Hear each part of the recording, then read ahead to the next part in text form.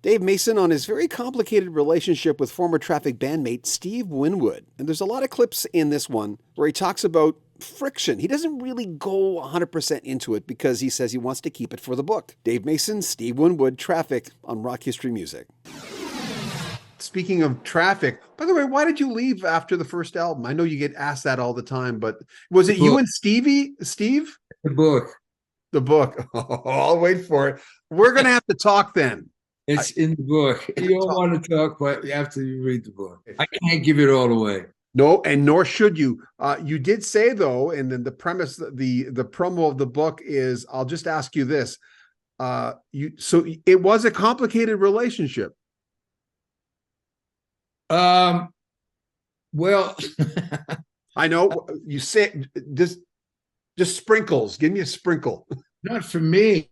It's never been a complicated relationship. Let me put it this way. For me, no, it's never been a complicated relationship.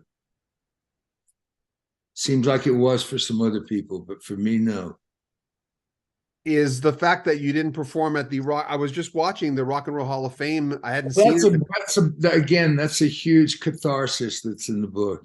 Okay. That was just it's the whole thing is a catharsis.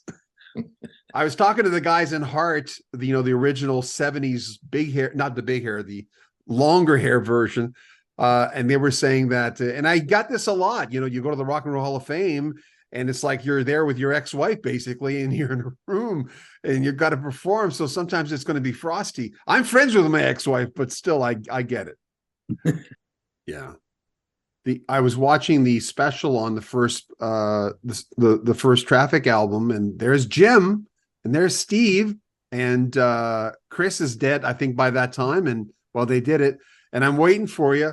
I even fast forwarded it, like I'm going, because you can see it on YouTube, right? You can see who's on the screen. I'm going, okay. And I went back, saw another version of it, and it's a longer version of this time. Going, well, he's going to be there. I'm waiting for you, and you're not there. And I mean, I know you can't really talk about it, but I was disappointed. I'm going, what? What's going on? You were there.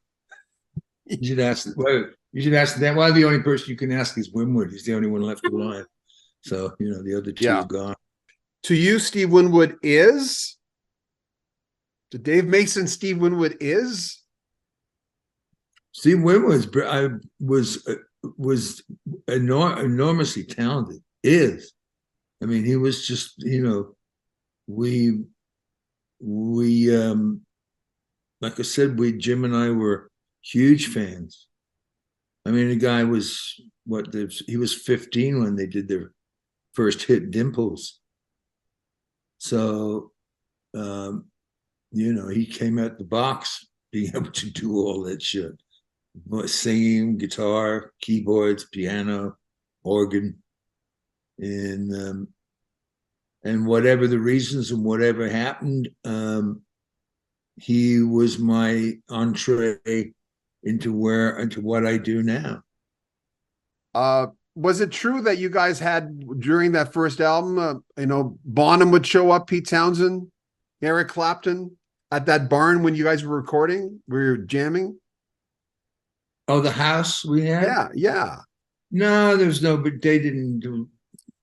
I mean, some people would come down, but no, they never came there. I tried to get Hendrix to come down a couple of times, but it didn't work out, and they weren't very keen on it. The rest of them, so. What the hell? You played with Spencer Davis. You were on vocals. I sang on "Somebody Help Me" and "Give Me Some Lovin'" and "I'm a Man." So how did that happen? Like through association? Well, it was the beginnings of Traffic. Well, he was still in Spencer Davis, and we were Jim and I. We were huge Spencer Davis fans. I mean, Steve Winwood fans, really. So that's how that came about, and it came about because we'd all got to know each. We all hung out together when we could. A year and a half before Traffic started. So that was just from hanging out with Steve. You didn't live far from Jim Capaldi, right? You're like 10 kilometers or 10 miles away in the early days. Capaldi lived 12 miles away in Evesham. Yeah.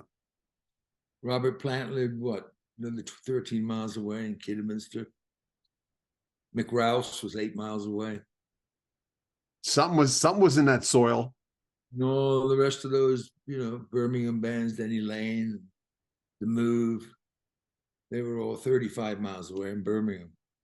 So, as you can see, it's a complicated relationship. And of course, when the new book, and remember, there's links in the description to pre-order Dave Mason's new book, I think we're going to find out a lot more about why he left Traffic after that first album. He came back, he left, he came back. And when you see specials on early Traffic, when Jim Capaldi and Steve Winwood are interviewed, Dave Mason's not there. Dave Mason did not perform with them at the Rock and Roll Hall of Fame. So we're going to get answers to all this. I get a feeling it's not going to be pretty. We'll talk to Dave Mason again in May when the new book is being released, or probably a month or two before that, and we'll lay it out on the line for you. Remember, links to pre-order the book in the description of this video. If you want to donate to the channel, we always appreciate donations because we're trying to buy some new equipment. There's a PayPal link at the very top of the description and a link to our Patreon if you want to get early access to all the clips from Dave Mason, because guess what? They're all on there right now, the entire interview. And when the entire interview is available, we'll also put a link at the very top of every one of the short clips we have from Dave Mason. I hope that's not too confusing. Remember, subscribe to our channel, comment on those videos, share them on social media, and like the videos. It makes a big difference. I'm John Bowden. This is Rock History Music. Take care of yourself.